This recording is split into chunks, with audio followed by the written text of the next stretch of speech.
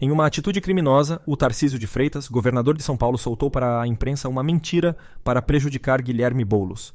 Teve o salve, houve interceptação de conversas, né, e de orientações que eram emanadas de presídios por parte de uma facção criminosa, orientando determinadas pessoas em determinadas áreas a votar em determinados candidatos. Houve essa ação de inteligência, houve essa interceptação, então isso não vai ter influência nenhuma nisso. Mas qual era o candidato que eles estavam orientando a votar? Qual era o candidato que eles orientavam a votar em São Paulo? Votos. Ao lado de Nunes, com cara de pau ímpar, ele disparou que a organização criminosa PCC estaria orientando o voto em Boulos. Entretanto, ele não apresenta nenhum tipo de prova do que alega. A Folha de São Paulo, assim como o jornal Metrópolis, espalharam a notícia como verdade, depois editando as matérias, adicionando o fato que não foi apresentado nenhum tipo de prova. Guilherme Boulos declarou em suas redes sociais que determinou à sua equipe jurídica que tome medidas imediatas. Falou também que esse ato é desespero diante da possível constatação da onda de virada nas urnas. Imaginei que ao menos hoje fosse ser um dia mais tranquilo em relação às mentiras que os nossos adversários fizeram durante toda a campanha. Mas eu recebi a notícia agora há pouco de algo que, assim, beira o inacreditável, né? O governador do estado de São Paulo, governador Tarcísio, acabou de divulgar, ao lado do candidato dele, acabou de fazer uma declaração extremamente grave, sem nenhum tipo de prova, dizendo que o PCC teria determinado voto em mim. Gente, olha o nível. Eu acho que as pesquisas que devem estar fazendo, monitorando os colégios eleitorais, devem estar demonstrando a onda de mudança, a onda de virada acontecendo na cidade, e partiram para o desespero absoluto. É o laudo falso do segundo turno, e no dia da eleição, e usando a máquina na boca do governador do estado. É uma coisa inacreditável o que está acontecendo nesse momento em São Paulo para tentar influenciar as eleições, para mais uma vez, como fizeram a campanha toda, tentar botar medo nas pessoas. Eu agora acionei minha equipe jurídico, nós vamos entrar com todas as medidas cabíveis contra o governador e quem propagou essa mentira, né? Ele está dizendo que aconteceu, mostre. Era a mesma coisa do laudo. Eu fiquei o primeiro turno inteiro tendo que responder sobre um ataque absurdo de uso de droga. Há 2 dias da eleição veio um laudo que era falso.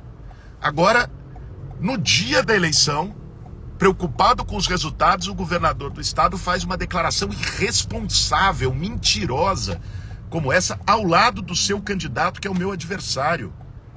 Gente, olha a gravidade e o nível que a gente está chegando. Agora, nossa equipe acabou de convidar a imprensa para uma coletiva às 2h30 da tarde. Eu estou chegando no Campo Limpo, fui votar com a minha avó, dona Cida, de 100 anos de idade, lá na região da Paulista. Estou voltando para o Campo Limpo e dentro de 1 hora vou dar essa coletiva informando para toda a imprensa as medidas que nós vamos tomar imediatamente. Da mesma forma que nós fizemos com o laudo falso no primeiro turno, né? E fomos rápidos, e isso permitiu que a mentira não prevalecesse. Vamos fazer em relação a isso. Assim, passaram de qualquer limite. É o desespero, né? Porque sabem o que está em jogo nessa eleição. Mas é isso, gente. Então, passando isso para vocês, peço que repassem, compartilhem, porque é inacreditável, isso já está na imprensa, essa declaração absurda, criminosa do governador do estado, e vamos entrar com todas as medidas imediatamente, usando máquina pública, na voz do próprio governador, ao lado do candidato dele, inventando uma mentira 1h da tarde do dia da eleição. Então, desesperados. Vamos que vamos, pessoal. Não vão deter a onda da mudança, a onda da virada em São Paulo. Um abraço, bom dia, bom voto a todos. O jurista Walter Maierovitch deu uma declaração precisa ao UOL, analisando o grave fato. Nós estamos na fase do silêncio eleitoral, onde o eleitor tem que ter tranquilidade, e a lei diz isso, para poder votar, para poder se conscientizar desse ato. Portanto, é proibida vendas de bebida alcoólica, existem os distanciamentos e existe a impossibilidade, atenção, a impossibilidade de qualquer tipo de manifestação manipuladora de eleições. Então, esse é, por lei, o clima eleitoral. Nós estamos dentro desse clima eleitoral. E isso vale para o governador, vale para todos os cidadãos, os que votam e os que são votados. Esse clima foi, pelo governador do estado de São Paulo, quebrado.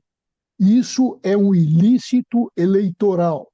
Atenção, ele poderia, pena que não foi, preso em flagrante delito, da mesma maneira que a pessoa que atravessa as linhas fixadas pela Justiça Eleitoral, de acordo com a lei, e vai fazer propaganda eleitoral perto de zona eleitoral, perto de sessão eleitoral, a quebrar um princípio básico da tranquilidade ao eleitor. O que ele deveria fazer com essas informações? Acionar a Justiça Eleitoral única, atenção, única autoridade competente, e se manter em silêncio.